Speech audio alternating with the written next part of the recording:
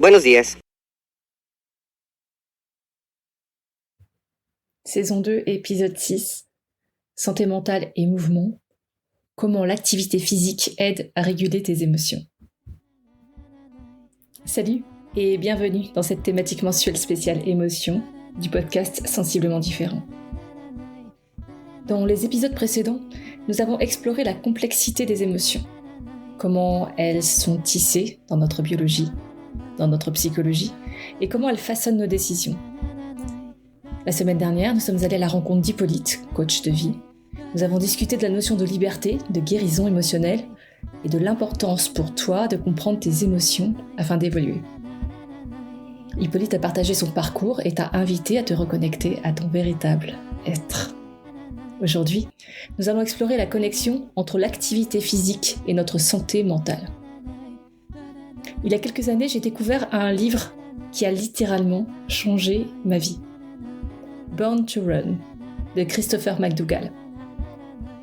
Ce livre incroyable explore la culture de la course à pied chez les Tarahumaras, une tribu mexicaine connue pour ses incroyables aptitudes à courir sur de très longues distances sans se blesser.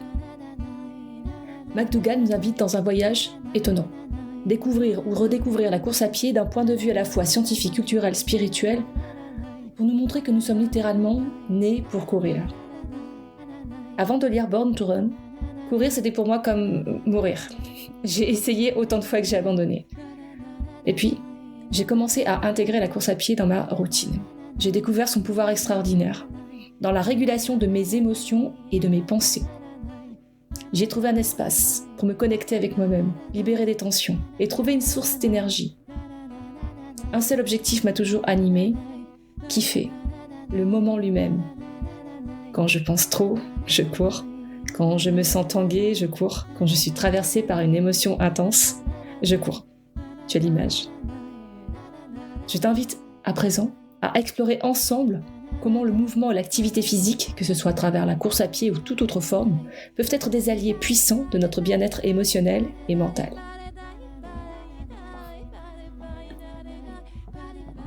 Je m'appelle Magali Darnay, je suis thérapeute en kinésiologie transpersonnelle, podcasteuse, coach émotionnel, musicienne, chanteuse. J'agis comme révélateur.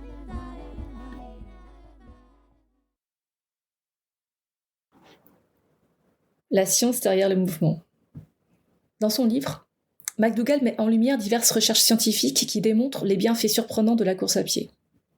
Il révèle notamment que courir peut renforcer le corps, améliorer la condition cardiovasculaire et même augmenter la longévité.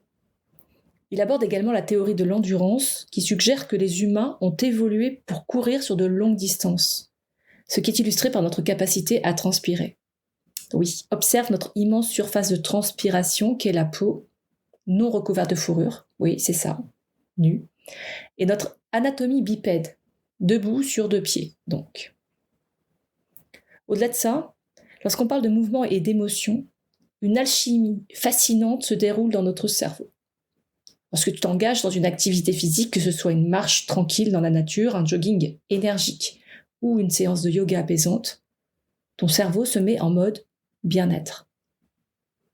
D'abord, il y a la libération des endorphines, des peptides qui agissent sur les récepteurs du cerveau responsables de la réduction de la douleur et de la sensation de plaisir.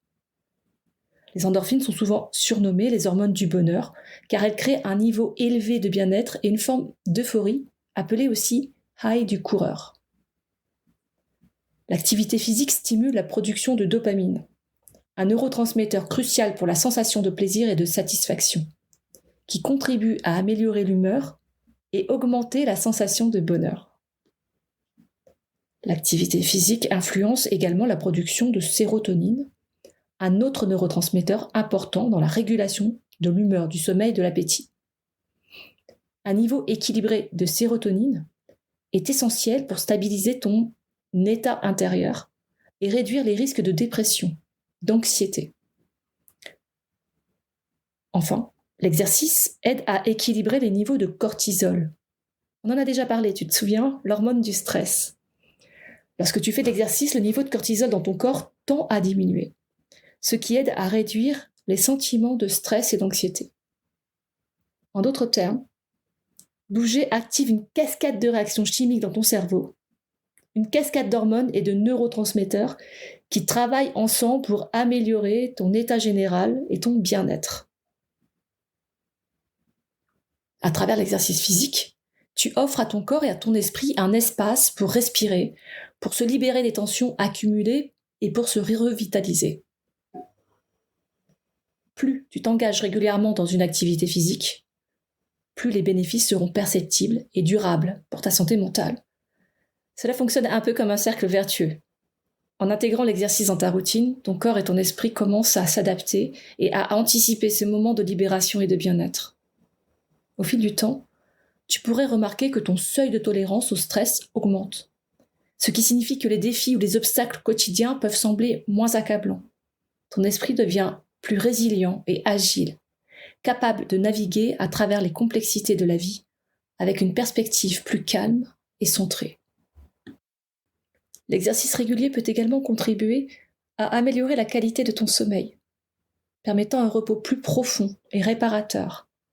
Cela a un effet domino positif sur ton état général, ton énergie, tout au long de la journée. En adoptant une routine d'exercice, tu nourris également ton estime de toi. Atteindre de petits objectifs dans ta pratique physique, que ce soit maîtriser une nouvelle posture ou courir une certaine distance, te permet de renforcer ta confiance et ton sens de l'accomplissement. N'oublie pas, chaque personne est différente. Il peut falloir du temps pour remarquer ces améliorations. L'engagement, la patience sont cruciaux.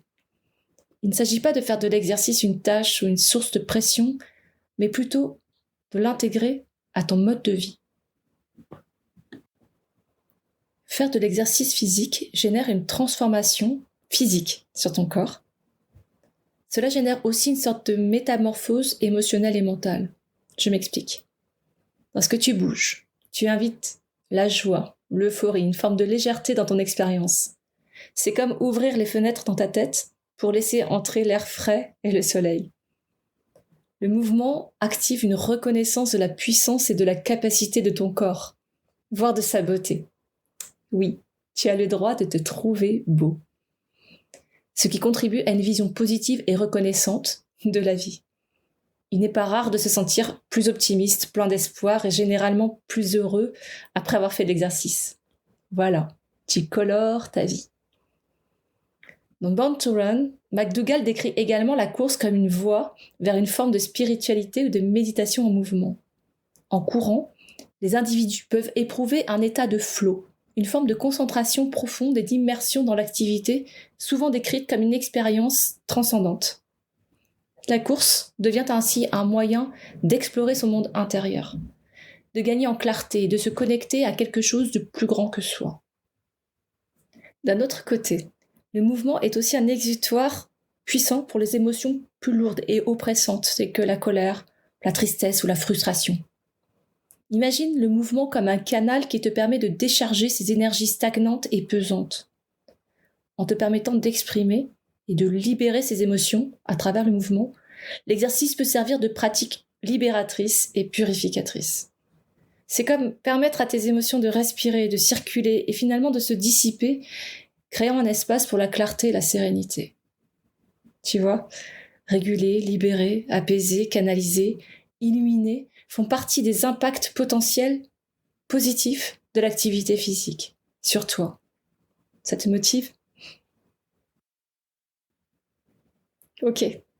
Le monde de l'activité physique est vaste et varié, offrant une richesse d'options pour explorer et connecter avec tes émotions.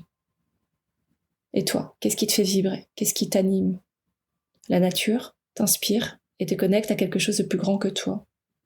L'océan te procure un sentiment de liberté et de paix intérieure. Ou peut-être préfères-tu la détente et la relaxation, trouver un moment de calme dans un monde agité. Peut-être que c'est le dépassement de soi qui te fait vibrer, cette sensation exaltante lorsque ton cœur bat à 10 000 et que tu repousses tes limites. Ou peut-être es-tu attiré par la glisse, les sports qui te procurent des sensations intenses et uniques. Quoi qu'il en soit, il existe une multitude d'activités qui peuvent te faire vibrer et te permettre de te connecter avec tes émotions de manière profonde et enrichissante. Petit tour d'horizon de diverses formes d'activités physiques, Ça n'a rien d'exhaustif, loin de là, je te propose juste d'écouter, de ressentir ce que cela fait en toi à l'évocation des images qui vont défiler dans nos têtes. Prêt ? Le yoga favorise la connexion entre le corps et l'esprit, encourageant la présence et la conscience de soi. La danse est une activité d'expression artistique qui libère les émotions, invite à la joie, permet une connexion profonde avec soi-même. Les sports d'équipe renforcent le sentiment de communauté, de collaboration et de soutien mutuel. Le surf connecte avec les éléments naturels. Il promeut la concentration et renforce la résilience face à l'incertitude. La natation offre une expérience apaisante, presque méditative, tout en stimulant la circulation et la détente musculaire. La voile est un encouragement à la coordination, la concentration sous fond de liberté et d'aventure. Le VTT améliore l'endurance et la force et offre un contact revitalisant avec la nature. L'escalade renforce la confiance en soi, la persévérance, la résolution de problèmes dans l'instant. Les sports de glisse, snowboard, ski, skate, améliorent l'agilité, l'équilibre et procurent une poussée intense d'adrénaline. La randonnée favorise un sentiment d'aventure, d'exploration et une connexion profonde avec les effets apaisants de la nature. Les sports extrêmes peuvent repousser les limites mentales, améliorer la concentration et procurer des expériences intenses de triomphe. La musculation booste la confiance en soi, la discipline et encourage un esprit de persévérance et de progrès. Les exercices de gainage aident à construire une base solide, améliorant la posture et soutenant une présence plus affirmée et assurée. Les exercices de cardio améliorent la santé cardiovasculaire, libérant des endorphines et accroissant la sensation de bien-être et de légèreté. Les arts martiaux canalisent l'énergie, promeuvent la discipline et offrent une voie d'expression et de maîtrise de soi. Alors, qu'est-ce qui te parle ou te correspond ? Trouver ce qui résonne en toi est essentiel. Ne te force pas à suivre une routine qui ne te plaît pas. Choisis plutôt des activités qui t'inspirent et te motivent. Au besoin, change. Au besoin, varie. Écoute, toi. Et en 1, commence petit. Inutile de viser grand tout de suite. Un peu de mouvement chaque jour peut faire une grande différence. En 2, sois constant. L'efficacité de l'activité physique dans la gestion des émotions est maximisée par la régularité. En 3, adapte à ton style de vie. Choisis des exercices qui s'intègrent facilement à ton emploi du temps et à tes préférences personnelles pour qu'ils deviennent une partie naturelle et aimée de ta routine. En 4, explore et varie. N'hésite pas à essayer différentes activités jusqu'à ce que tu trouves celles qui te font vibrer et te permettent de te connecter avec tes émotions d'une manière enrichissante. À présent, je te propose d'écouter le témoignage de personnes qui utilisent le mouvement comme un allié de leur santé mentale, sur un plan personnel ou professionnel. Voici Rémi, Élodie, Virginie, Susan, Brice et Coralie. Je suis Rémi Escal, je vis actuellement en Sud-Ardèche, une jolie région où la nature est très présente. Et mon rapport au sport a été longtemps timide. J'avais même une blague où je disais que le sport, j'en faisais pas parce que c'était trop dangereux. Et sous cette blague, il y a 2 aspects. L'aspect, j'aime bien que mon corps, en tout cas, j'aime pas avoir mal, avoir des courbatures. Et quand je rudoie mon corps dans des sports qui peuvent être un peu trop intenses, j'ai l'impression en fait que je le malmène. Et j'étais plutôt sur des sports qui sont de la randonnée ou du VTT, mais à dose qui permettent de pas trop souffrir. Et avec l'âge, puisque j'ai une quarantaine d'années passées, je me rends compte que voilà, amener de la régularité, ça m'amène un plaisir nouveau. Et également une sensation d'émerveillement par rapport à la nature dans laquelle je baigne et je vis. du coup, des sensations positives que je ne voyais pas avant. Des sensations nouvelles qui m'amènent à revoir le sport comme un plaisir et un moment d'immersion dans la nature. Voilà. Moi, j'ai l'impression que ça entretient plutôt un aspect confiance en moi qui peut amener dans certaines conditions à gérer des émotions qui arrivent. Pour moi, en fait, le sport, c'est un excellent moyen de rééquilibrer les émotions. C'est vrai que quand je sens que ça peut déborder en moi, que mes émotions viennent m'envahir, quand il y a comme un trop-plein, toute forme de sport, en fait, me soulage. Je sais pas, j'aime bien prendre mon vélo, faire une séance de yoga, de sport en chambre. Aller marcher, j'aime bien aller marcher d'un pas rapide dans la forêt. Je fais aussi des longueurs de natation. Je sais pas, je mets de la musique, je danse. Voilà, je pense en fait vraiment que le sport, il libère des tensions accumulées et ça me permet de faire le plein d'hormones. Vraiment, c'est ça pour moi le sport. C'est comme si j'avais fait du bien à mon corps et puis en même temps, j'ai nettoyé mon cerveau des mauvaises ondes. Tout est plus clair, plus facile à gérer.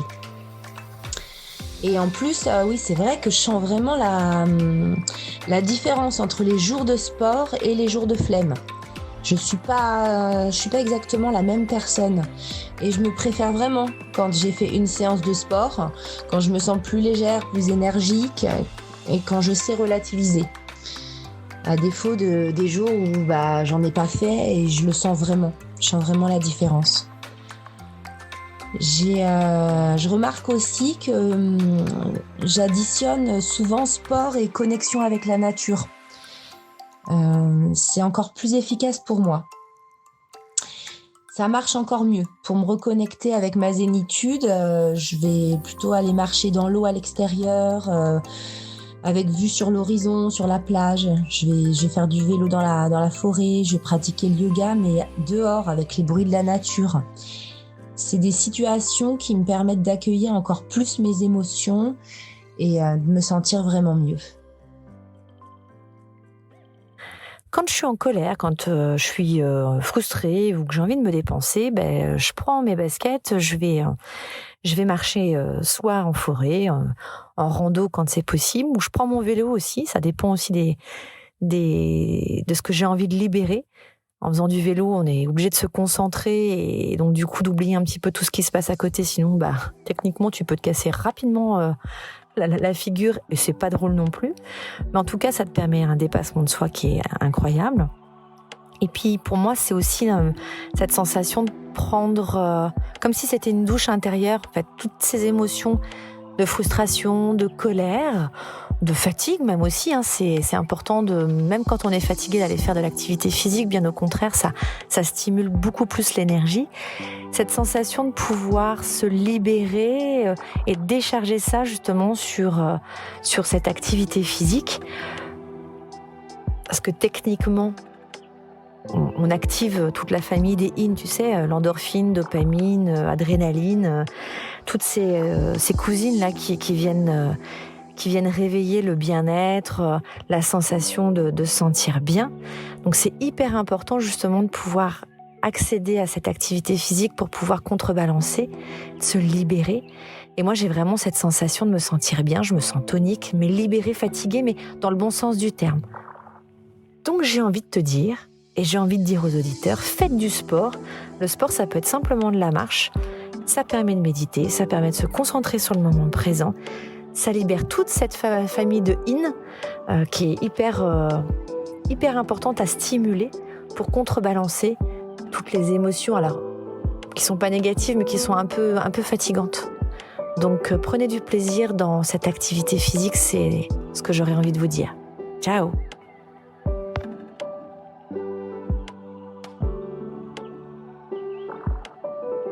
Bonjour, je m'appelle Susan et je suis en 2e année de prépa littéraire sur Bordeaux. Donc c'est une formation qui demande beaucoup de temps et d'énergie. Et c'est vrai que ça peut paraître compliqué de concilier à la fois finalement cette formation et prendre du temps pour soi, pour aller courir ou faire du sport. Et je sais que ça a été mon problème dès mon entrée finalement en prépa, puisque je pensais que fallait que je prenne tout mon temps pour réviser les cours et que le sport, ça passerait après. Et je me suis rendu compte que c'était finalement pas forcément une bonne idée, puisqu'à l'origine, je suis une fille très sportive, donc je sais que le sport, ça me fait du bien. Et là, je voulais vraiment pas perdre de temps, réviser, et je sortais pas la tête des cours, donc je faisais que ça. Mais j'étais pas pour autant plus efficace. Et cette année, j'ai pris une bonne résolution, une bonne résolution, et j'ai décidé d'aller courir à peu près tous les 2 jours, ou au moins de faire une séance de sport, donc abdos ou autre, et même en commun avec des copines. Et en fait, finalement, ça m'a fait beaucoup de bien, puisque je me sens plus efficace après quand je rentre pour travailler. Donc je cours toujours le soir. Et c'est vrai que ça fait du bien, parce qu'en fait, on sent qu'on a fait quelque chose pour nous-mêmes, qu'on a vraiment essayé finalement de travailler pour soi. Et c'est vrai qu'en faisant du sport, moi, j'ai souvent plus d'énergie après. Et ça peut paraître paradoxal, parce qu'en courant, on donne beaucoup d'énergie, mais c'est vrai que ça permet de redonner une dynamique au corps qui est très intéressante. Et donc c'est vrai que moi, pour les étudiants, je le recommanderais. Et même si on pense qu'on n'a pas le temps et qu'on doit aller réviser, je pense que le sport, c'est quelque chose d'essentiel dans la vie d'un étudiant, et qu'il faut vraiment pas finalement passer à côté.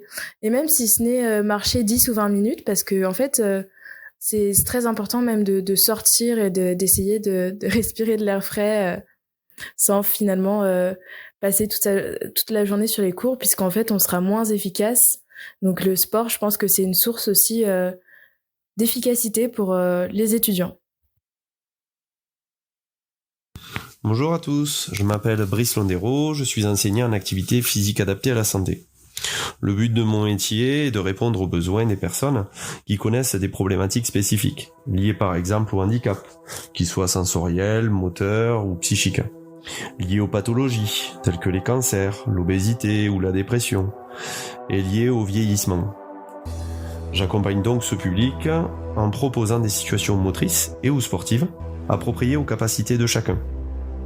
Il est scientifiquement prouvé que l'activité physique a de multiples bénéfices sur la santé, sur différents aspects. Physiologiques, par exemple dans la prévention des maladies. Physique, dans la diminution des douleurs. Psychologique, dans la gestion des émotions. Et social, pour lutter contre l'isolement. Elle est par conséquent reconnue aujourd'hui comme une pratique thérapeutique non médicamenteuse. De manière préventive ou curative, tout le monde peut et doit faire de l'activité physique.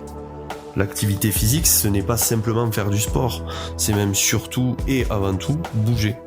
Notre corps est d'ailleurs fait pour. Il faut simplement apprendre à le faire de manière appropriée.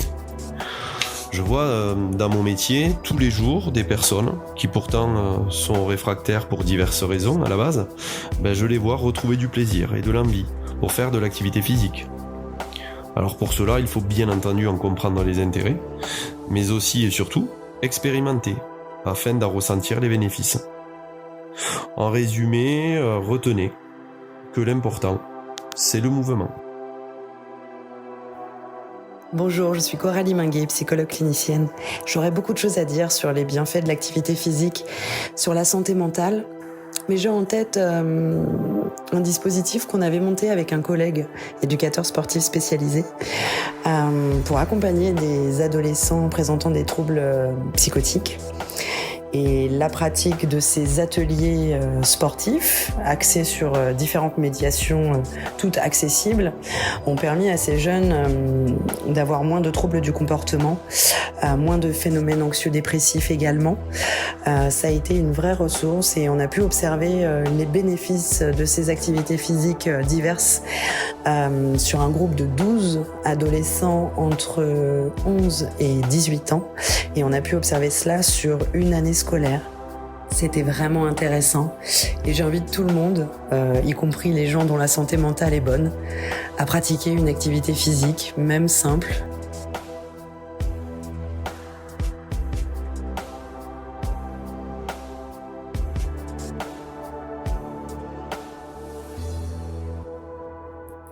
La pratique de l'activité physique est bien plus qu'un simple exercice physique. Elle peut être un véritable allié pour ton bien-être émotionnel et mental. En bougeant ton corps, tu actives une cascade de réactions chimiques dans ton cerveau, libérant des endorphines, de la dopamine, de la sérotonine, qui contribuent à améliorer ton humeur, à réduire le stress et l'anxiété, à favoriser un sentiment de bien-être général. Elle a un impact sur ta place dans le monde de façon globale. Le mouvement t'offre un espace pour te connecter avec toi-même, pour libérer des tensions accumulées, pour respirer, revitaliser ton corps et ton esprit.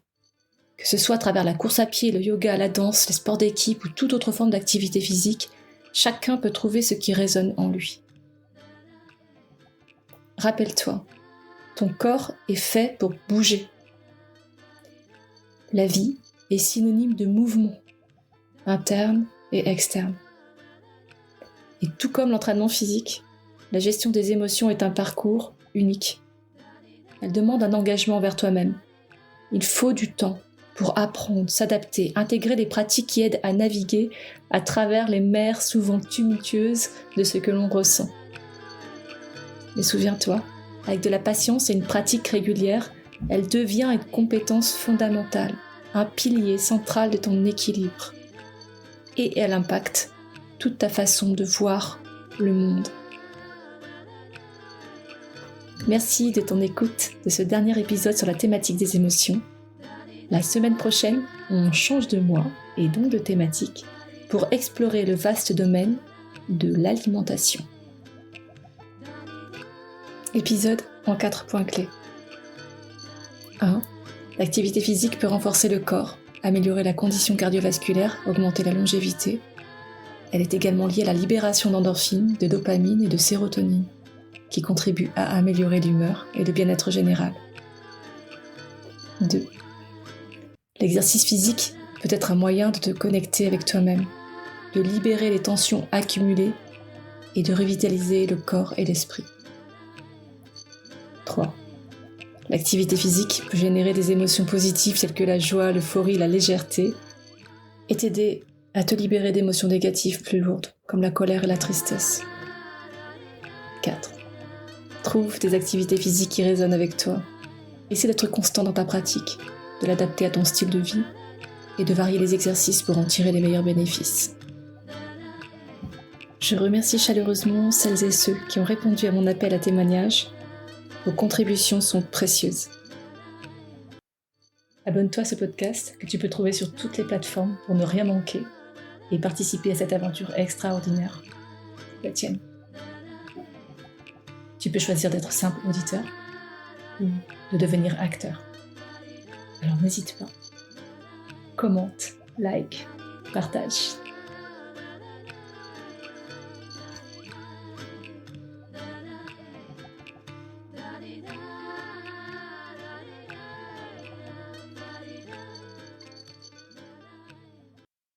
Sensiblement différent.